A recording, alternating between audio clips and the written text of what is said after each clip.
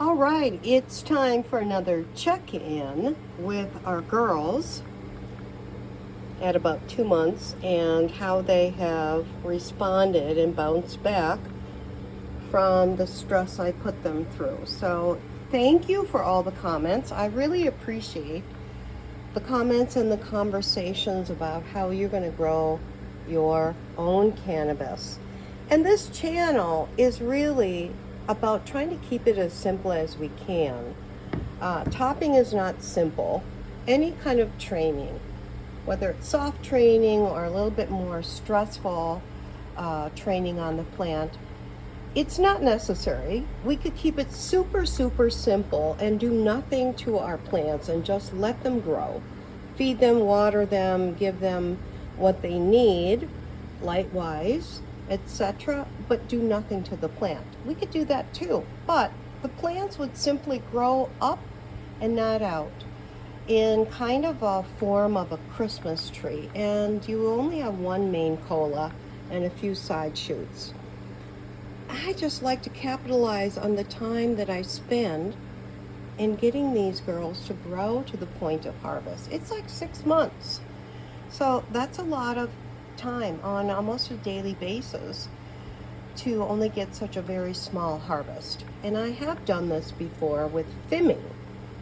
But this grow, I wanted to try a little bit more surgical approach. So I'm testing my growth with topping. And I think they also call it manifolding. So you also do that on your lower 2 nodes on your plant as well, because we want them to grow out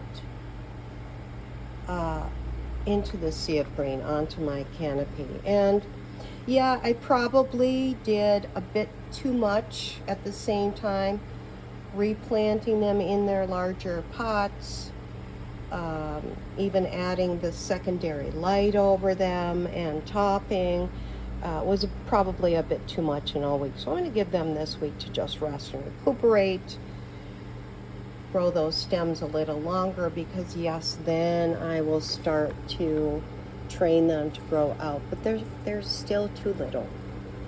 And even though they show, and they say, they meaning yes, I rely on YouTube. That's how I got into this in the first place.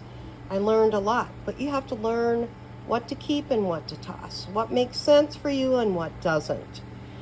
And sometimes it's trial and error.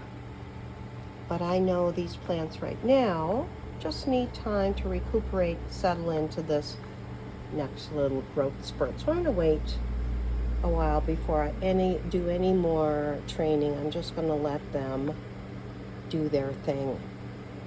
So yes, we're still trying to keep this simple, but we're growing indoors in a tent. We have limited space. So just letting them do their own thing sometimes doesn't work in these kinds of contexts. And I'm trusting this soil. The company says water only. This is what I'm doing. Probably my difficult challenge in indoor tents is controlling the temperature. Fans help, humidifiers help, the exhaust system helps, but sometimes that becomes my culprit for things looking a little droopy. And it's the most difficult one to control. But these are weeds. They're resilient. They can bounce back.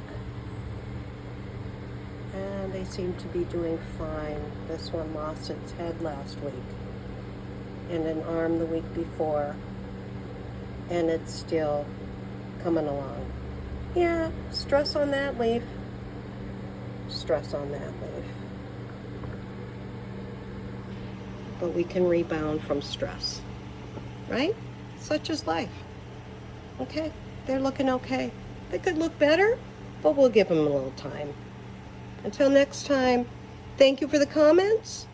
Keep them coming and keep growing your own cannabis.